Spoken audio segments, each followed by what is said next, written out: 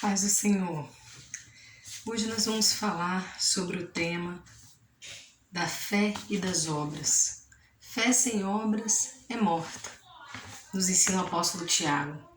Então abra sua Bíblia em Tiago 1, versos 22 a 27, e depois nós vamos ler também Tiago 2, versos 14 a 19, onde diz o seguinte: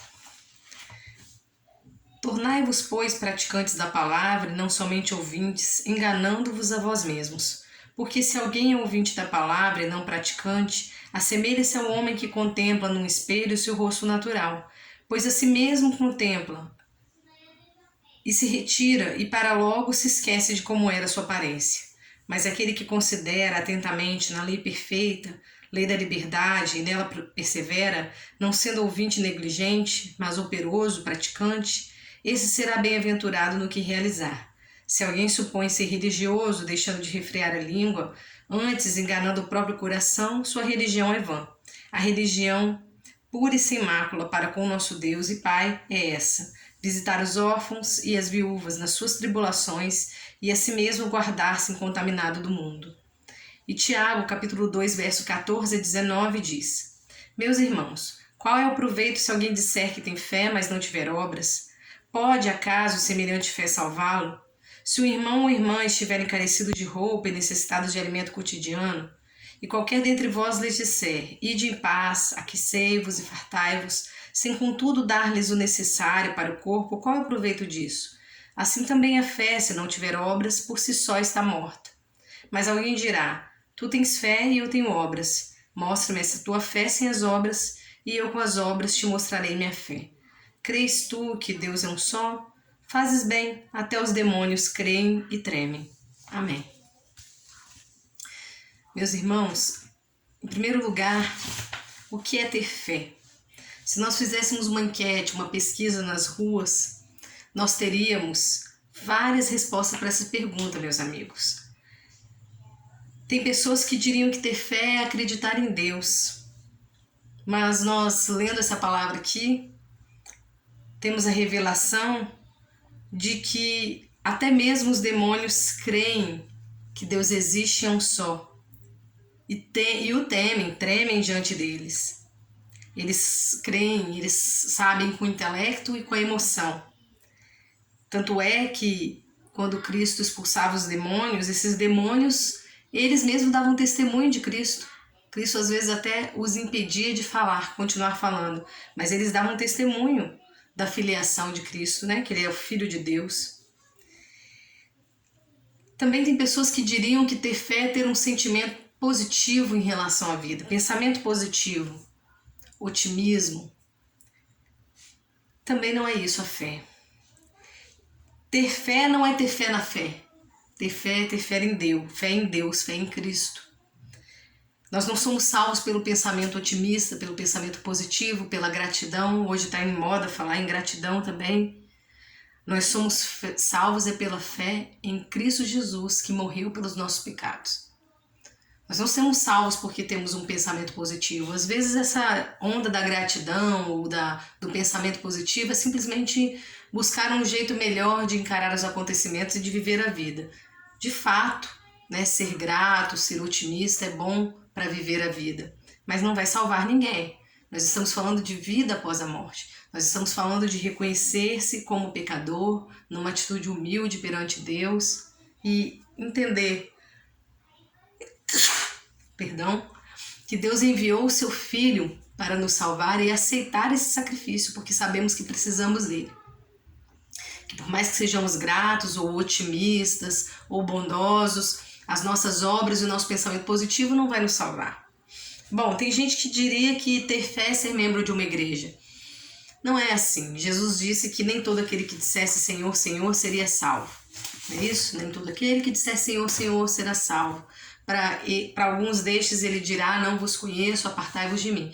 Então, ter fé também não é ser membro de uma igreja. Então, o que é ter fé? À luz da Bíblia, nós compreendemos que ter fé é ter convicção das coisas que se esperam, dos fatos que se não veem. Né? A fé é a certeza das coisas que se esperam, a convicção de fatos que se não veem. Então, ter fé é convicção do que Cristo fez por nós, do cumprimento dessas promessas que a gente ainda não vê. É confiar na vida eterna, em tudo aquilo que Cristo prometeu para o futuro e também no que ele fez lá no passado, na cruz do Calvário. A fé bíblica é essa. Ter fé, nós sabemos que sem fé também é impossível agradar a Deus. Então, ter fé é agradar a Deus. Hebreus 11, verso 6 nos diz isso. Sem fé é impossível agradar a Deus. E a fé em Jesus e na obra que ele realizou na cruz do Calvário é o meio pelo qual uma pessoa é salva segundo as Escrituras. O cristão é justificado diante de Deus pela fé. Nós aprendemos isso em Romanos, em Gálatas. O cristão também vive pela fé. Aprendemos isso em Coríntios, na Bíblia como um todo, né? E na fé sustenta a sua esperança, como nós vemos também em Hebreus. E quando Tiago coloca essa interrogação em nossas mentes, vamos pensar aqui juntos que tipo de fé, então, é essa fé salvadora. É claro que está evidente aqui no pensamento que nós vemos de Tiago, de que uma fé inativa, infrutífera, ela não pode salvar pelo fato de que ela está morta. Se ela está morta é porque essa fé não existe, ela não é uma fé verdadeira. E quando se fala em inoperância aqui nesse contexto, é algo que não dá frutos. Como um dinheiro que você coloca na poupança, e isso hoje de fato acontece, e ele não rende, né? Ele não rende. Isso é uma fé inoperante, é uma fé que não rende frutos. Ela não tem consequência, ela é vazia. Nessa mesma carta, Tiago adverte: tornai-vos, pois, praticantes da palavra e não somente ouvintes, enganando-vos a vós mesmos. E ele segue dizendo que fé sem obras é morta. Então, Tiago está descrevendo a fé de quem ouve, conhece o evangelho, até acredita nele, mas não pratica. Como nós vimos na ilustração dele aqui na palavra, né? Alguém que olha no espelho e logo, quando sai, esquece-se da sua imagem. Então, essa é uma fé inoperante, é uma fé vazia, uma fé de aparência.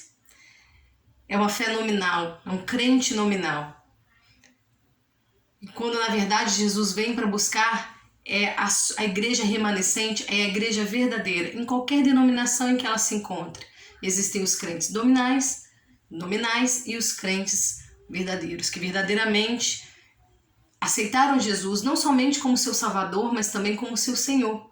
E essas são as obras. Porque quando essa fé ela é completa, ela não aceita Jesus só como Salvador, mas também como Senhor, ela gera frutos, porque o Senhor na nossa vida, que é Cristo, ele nos dá todo um padrão moral, um padrão de conduta, as leis de Deus, a misericórdia para com os órfãos, as viúvas, que Tiago cita aqui, para os necessitados de uma forma geral. As obras, que são as obras de misericórdia, as obras de piedade, que Jesus também fazia, nos ensinava a fazer, trancar-se no seu quarto, orar em secreto, que seu Pai que vem em secreto te recompensará. Então, essa fé é entregar a sua vida a Jesus como seu Senhor e Salvador. Aquele que te dá um jugo e um fardo, um jugo que é suave, um fardo que é leve, ou seja, ele te dá uma condução para a sua vida. O jugo, né? Conduzindo você, como o jugo conduz um animal, por exemplo, né? Não que sejamos animais, mas essa é a ilustração. É Jesus conduzindo as nossas vidas. Então, o Novo Testamento ele fala dessa fé verdadeira, que não consiste em palavras vãs ou em simplesmente sermos ouvintes da palavra, sem conexão com a prática de vida. As imagens, as atitudes, né, já diz o ditado, falam mais do que 1000 palavras. Então, meus amigos, quando os pais da Igreja Reformada insistiram na justificação pela fé no sacrifício de Jesus, eles estão sendo claros, isso é uma verdade, que a nossa salvação não se baseia nas nossas obras. Se baseia no que Cristo realizou na cruz do Calvário. As nossas obras não nos levam para o céu, mas nós levamos as nossas boas obras para o céu, sabia? Não são as nossas boas obras que nos levam para o céu, mas nós, uma vez salvos, nós geramos frutos de pessoas salvas e nós levamos as nossas boas obras para o céu. E lá nós vamos receber o quê? Galardão. Cada um vai prestar contas a Deus do que fez ou o que deixou de fazer, sendo conhecedor da palavra. Então aqueles que são salvos não vão passar pelo juízo, mas vão passar pelo que se chama de juízo do trono branco, né? Jesus sentado num trono branco, e ele vai distribuir os galardões de acordo com as obras que cada um realizou. E nós que conhecemos a palavra temos mais responsabilidade do que aqueles que não conhecem. Então, o que acontece é que essas boas obras são consequências da salvação, consequências da verdadeira fé. A fé só não gera consequências de boas obras se ela estiver morta. E se ela estiver morta, ela não existe, ela é insuficiente para salvação ou para qualquer coisa, porque ela não existe. Tá claro? Então temos que estar atentos a duas posturas perigosas. Uma é achar que dependemos da lei para ser salvos, isso é legalismo. E a outra é abolir totalmente a lei de nossas vidas, que é o antinomismo, palavra difícil. Então, a salvação ela está somente em Cristo Jesus, mas nós devemos estar atentos aos padrões morais que a Bíblia nos ensina, que Cristo nos ensina, porque Ele mesmo diz que Ele não veio para abolir a lei, mas para cumpri-la. Nenhum só tio, nenhum só jota pode ser retirado dessa lei. Maldito quem fizer isso, né? Mudar a lei. E também que aquele que pegar qualquer desses mandamentos, mesmo que seja o menor, e ensinar diferente aos homens, será também considerado o menor no reino dos céus. Veja que ele não diz que a pessoa não vai ser salva, mas ela será considerada a menor no reino dos céus. Porém, aquele que praticar esses mandamentos e assim ensinar aos homens será considerado grande no reino dos céus. Depois você leia isso, estou falando com as minhas palavras, mas é isso que diz lá. Então, não é que a lei vai salvar a gente, né? A lei ela serve para nos mostrar o nosso pecado e mostrar que nós precisamos de um Salvador. E nós somos salvos por Ele, por Jesus.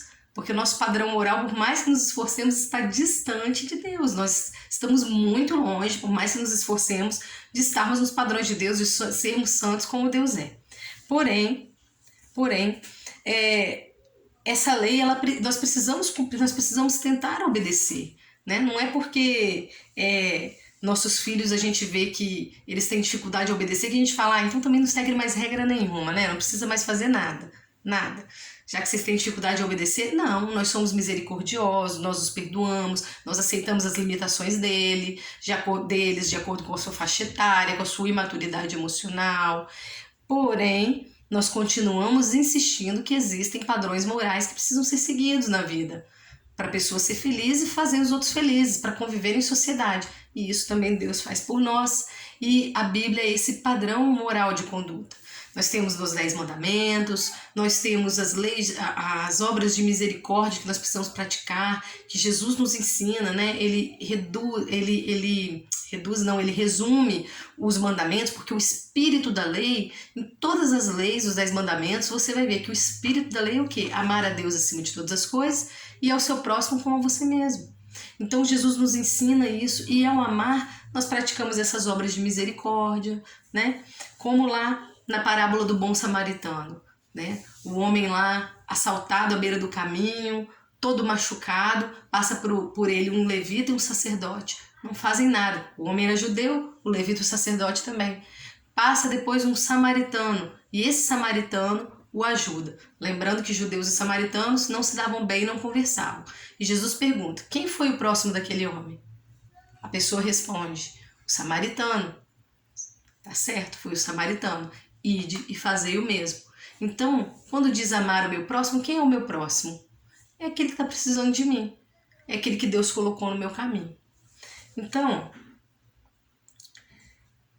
John Wesley, por exemplo, que foi um grande líder cristão e liderou um dos grandes momentos de avivamento da igreja cristã, ele questionava as pessoas que diziam ter fé, mas que não praticavam obras dignas dessa fé, que achavam que não precisavam cultivar um compromisso adequado às leis morais de Deus. Para ele, a fé não é um fim em si mesma, mas um processo rumo ao amor. A fé existe para restabelecer a lei do amor. Andando pela fé, trilhamos suavemente a estrada da santidade, especialmente quando nossa fé é cheia de confiança e amor. A fé, não as obras, pode trazer-nos a aceitação junto a Deus.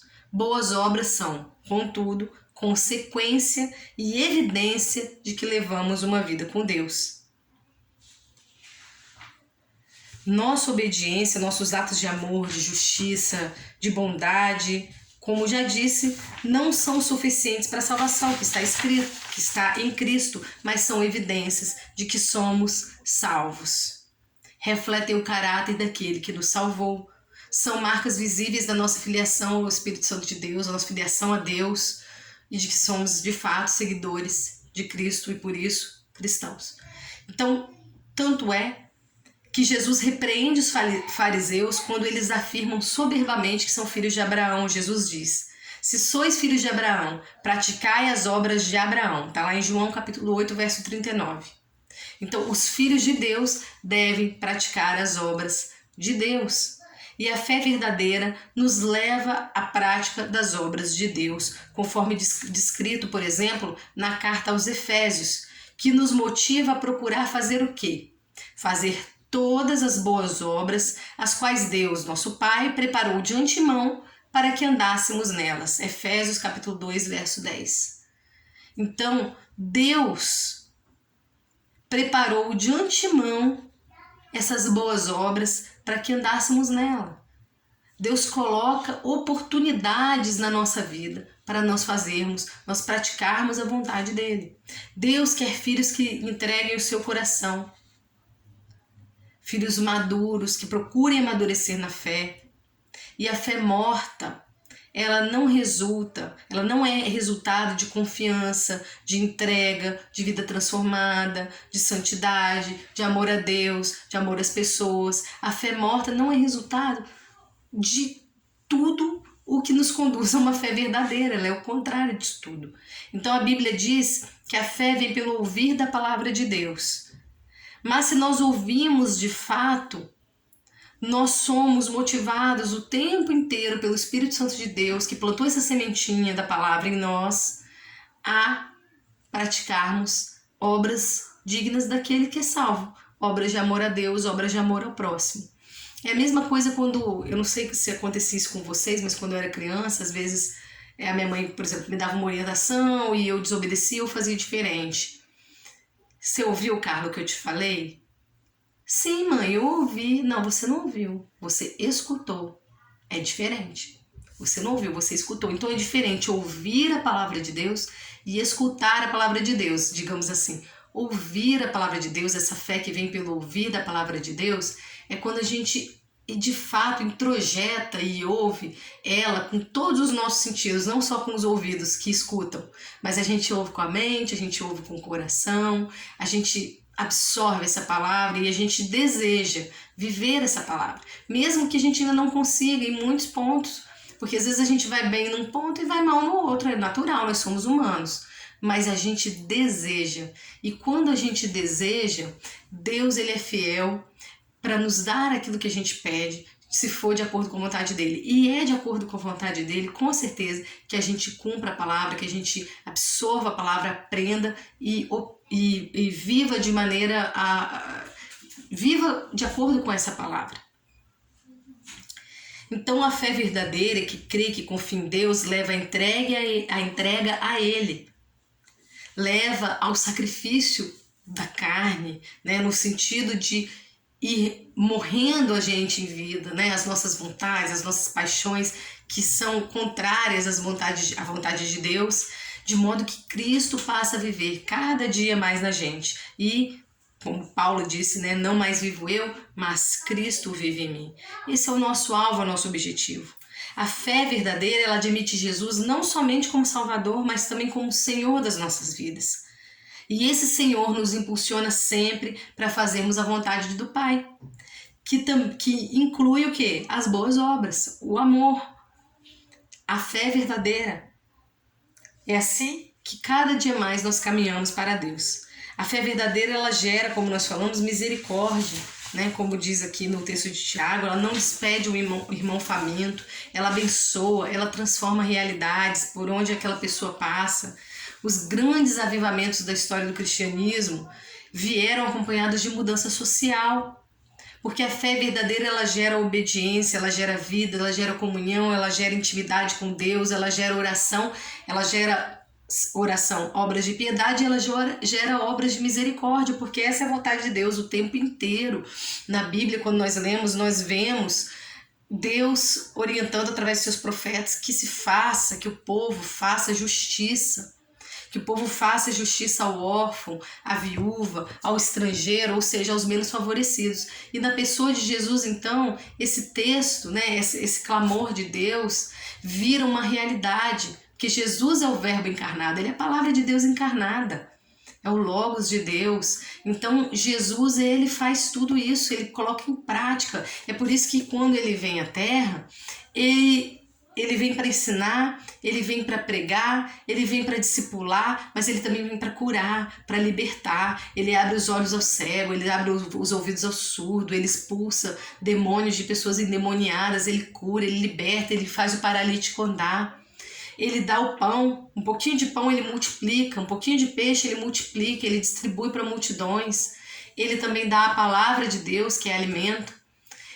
E assim Jesus, ele era pleno em obras de piedade e de misericórdia, porque ele também se retirava para orar. Ele ensinava os discípulos a orarem, ele pregava a palavra, como já dissemos, e ele, em vários momentos, procurou se isolar, né, do contato social para poder o quê? Orar, jejuar, não só os 40 dias e noites que ele passou no deserto, mas também no monte, ou atravessar o mar, ficar num lugar mais isolado em relação à multidão, para poder manter aquela conexão com o Pai, orar e pedir ao Pai força, né, para enfrentar a missão e tudo mais. Interceder pela gente, porque ele intercedeu não só pelos discípulos que andavam com ele, mas pelos que ainda haveriam de crer. Olha que coisa linda. Então, Deus, ele quer uma igreja, um povo, uma família que conviva com ele, que o obedeça, que se santifique para ele, separado. Santo significa separado, não é nada demais. Santo não é uma estátua com uma auréola na cabeça. Santo é separado, é uma vida separada para Deus, consagrada a Deus.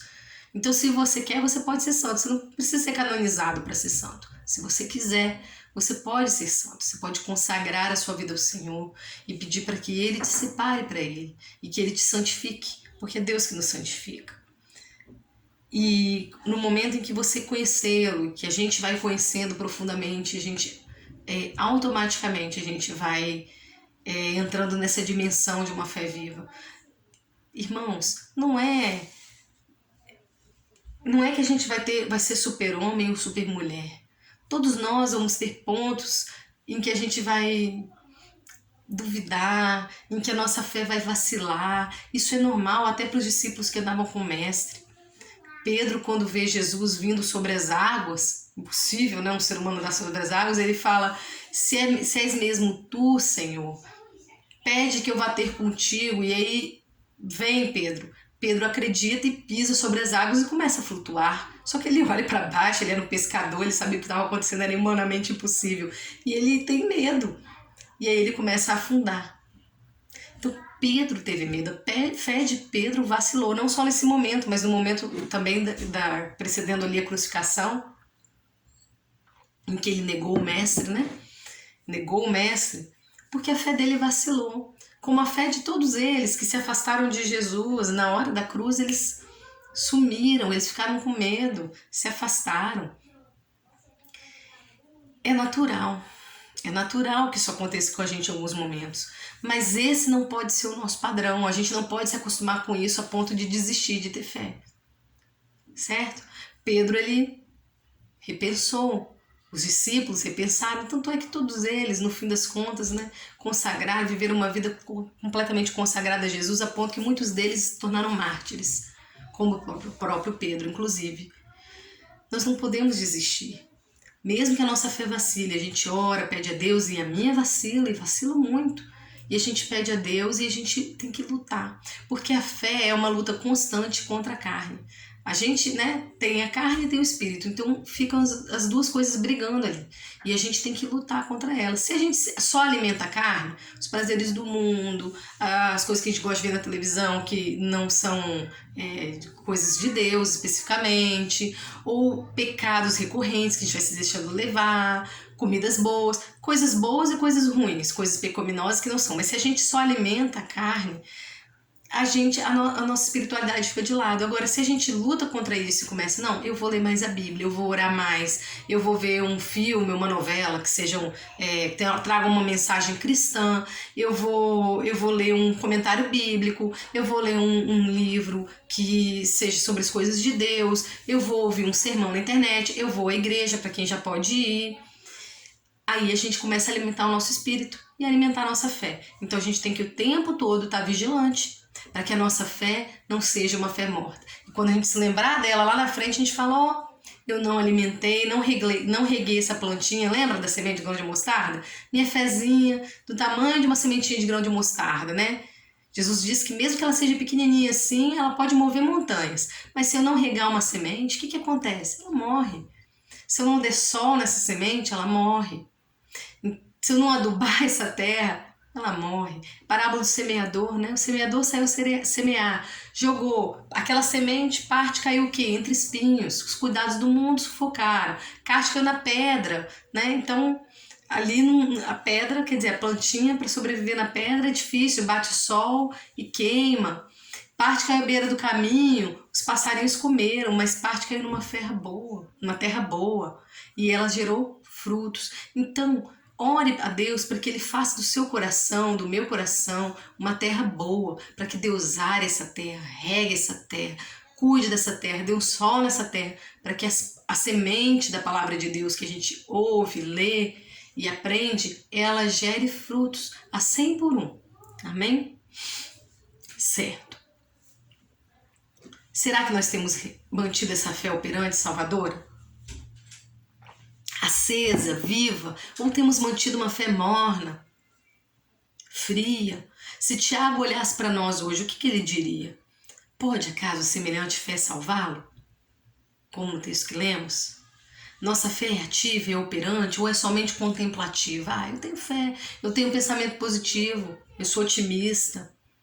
Ou, eu ouço um sermão sempre, eu leio a Bíblia, mecanicamente às vezes. Eu ouço o sermão, mas o sermão entrou no meu coração, na minha mente, fez morada em mim. Então, se nossa fé nos une àquele que é fonte de vida e vida em abundância, de santidade, de comunhão com o Pai, ela tem que ser cheia de vida. Ela tem que nos impulsionar rumo à santidade. Ela tem que nos direcionar à imitação do exemplo do nosso Pai. Ela tem que nos levar ao amor de Deus, amor a Deus e amor ao próximo. Ela tem que nos levar às boas obras. Vemos que ter fé é uma atitude prática, um estilo de vida. Por isso a palavra de Deus diz que o justo viverá pela fé.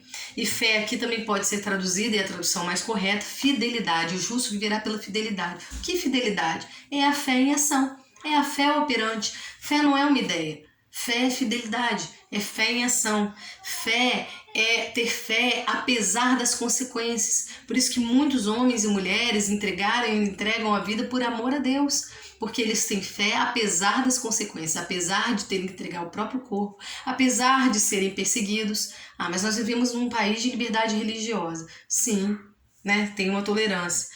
E quando você é perseguido porque é honesto, quando você é perseguido porque você abre mão ou abre mão de, por exemplo, escarnecer da palavra de Deus, né? Não escarnece da palavra de Deus nas rodinhas sociais e as pessoas te olham como um careta, né? Ou quando você não quer ter vícios e as pessoas te olham como um chato. Isso também é vamos dizer, uma espécie de assédio moral que o mundo faz conosco. E nós estamos dispostos a passar por isso, ou a gente quer ser popular entre os homens? A gente quer agradar a Deus ou aos homens? Certo? Mas vale agradar a Deus, é o que explica a palavra, o que ensina.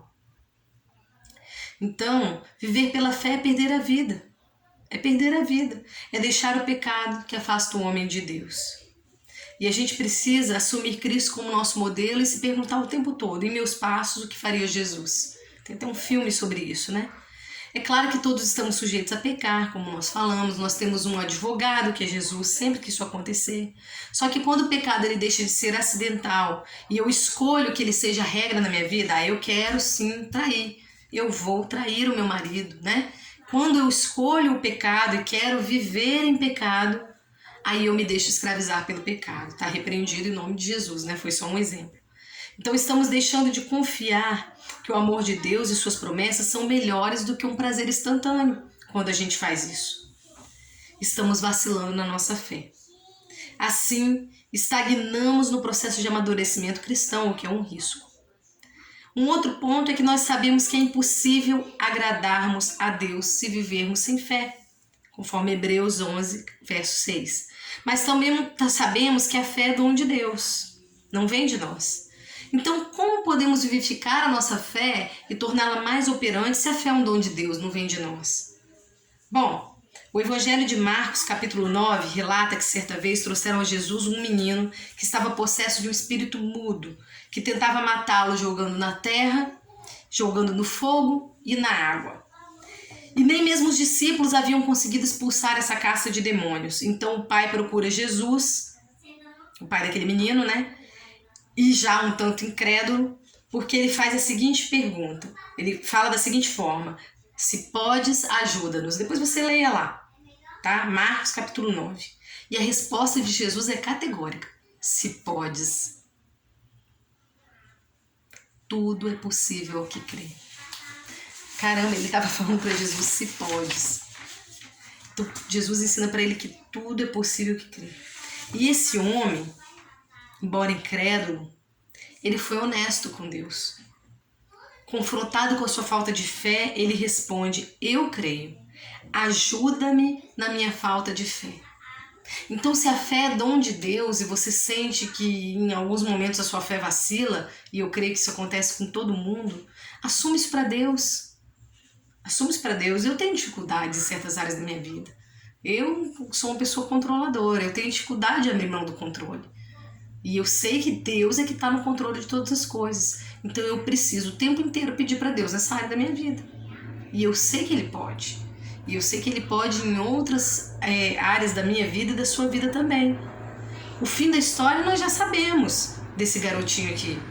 O garoto ele é liberto. Aquela pequena fé daquele pai, ela foi operante para que o milagre acontecesse. Porque Jesus, quando ele fazia o milagre, ele falava: olha, que seja feito conforme a sua fé. E teve lugares, por exemplo, na terra natal dele, em que ele não fez muitos milagres. E ele ensinou isso para os discípulos: olha, o profeta não tem honra na sua terra.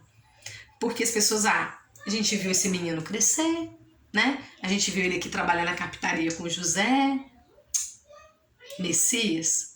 Então a falta de fé das pessoas impediu Jesus de fazer muitos milagres ali.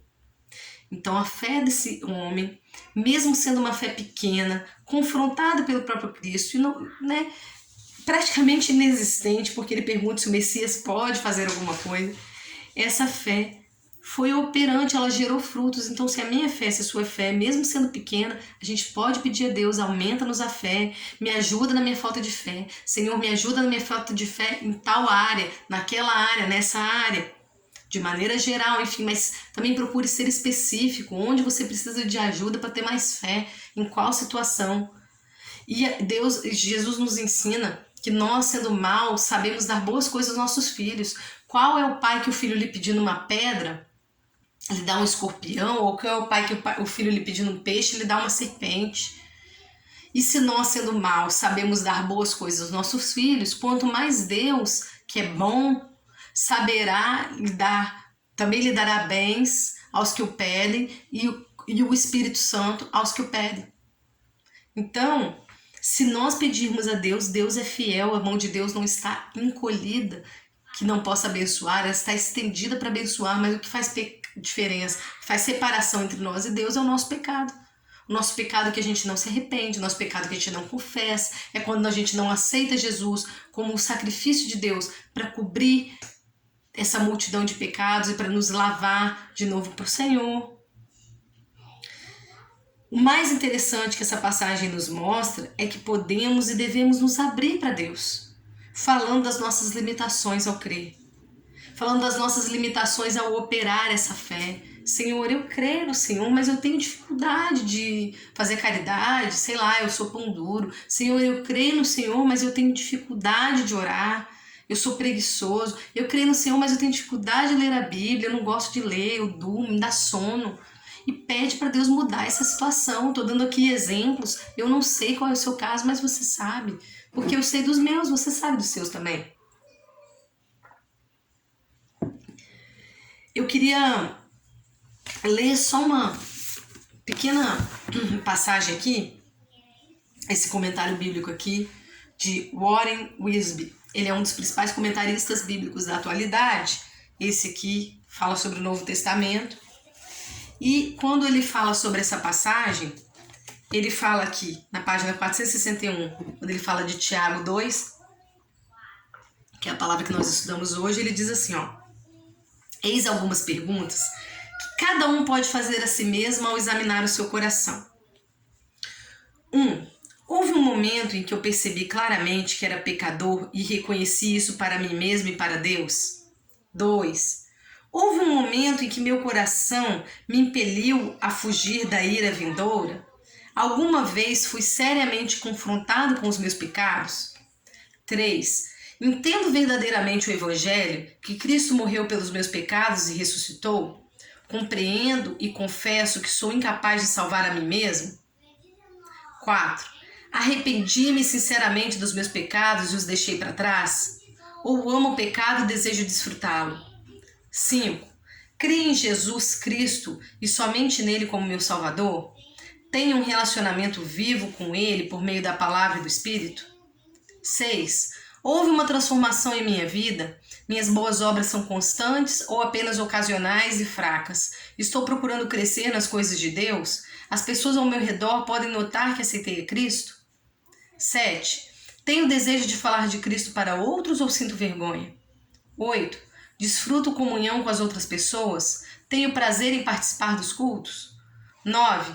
Estou pronto para a volta de Cristo ou ficarei envergonhado quando ele vier nos buscar? Por certo, nem todo cristão tem a mesma experiência pessoal e há diferentes graus de santificação.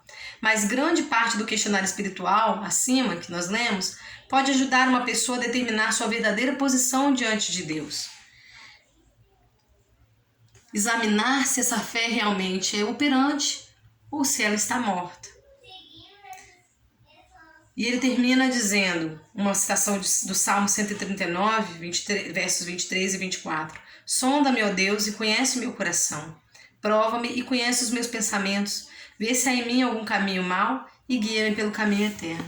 Amém. Então, irmãos, peça a Deus nessa hora para sondar o seu coração. Ele é o doador da fé. Ele é que dá a fé. A fé é dom de Deus. Ele é que vivifica a fé. Ele é que torna a fé operante. A gente tem que querer também, mas a gente tem que pedir ajuda a Ele para a gente querer, porque a gente briga o tempo inteiro contra a carne e contra as forças espirituais do mal, contra os principados e potestades. Nossa luta, ensina Paulo, não é contra sangue nem contra a carne dos outros, né? É contra os principados e as potestades que dominam esse mundo. Então nós precisamos pedir a Deus para que Ele nos dê fé, aumente a nossa fé, e nos ajude a ter uma fé que gere frutos para Ele. Amém? Então vamos orar para a gente encerrar. Senhor Deus, é essa a nossa oração. Não tem outras palavras para te dizer. Dá-nos a fé, vivifica-nos a fé, opera a nossa fé, frutifica a nossa fé, gere em nós uma fé operante, que gere frutos para o Senhor, para que quando o Senhor nos chamar, ou para quando o Senhor voltar, se quando o Senhor voltar estivermos aqui ainda vivos, ou quando o Senhor nos chamar para junto de Ti, nós podemos abrir mãos não vazias diante do Senhor, mas mãos que Te entreguem frutos, dignos dessa fé que o Senhor operou em nós, dessa dádiva da fé. Nós sabemos que estamos aquém e sempre estaremos, de tudo que o Senhor merece, de tudo que o Senhor é. Mas nós queremos, Senhor, nós queremos andar mais perto do Senhor, sermos um pouco mais parecidos com o Senhor. E queremos, Senhor, que o Senhor vivifique a nossa fé, porque sem fé é impossível te agradar, ó Deus, e nós queremos ser agradáveis ao Senhor. Em nome de Jesus nós oramos, por nós, por mim, pela minha família, e também por cada um que me ouve nesse momento, e por seus familiares. Em nome de Jesus, nos abençoe. Amém.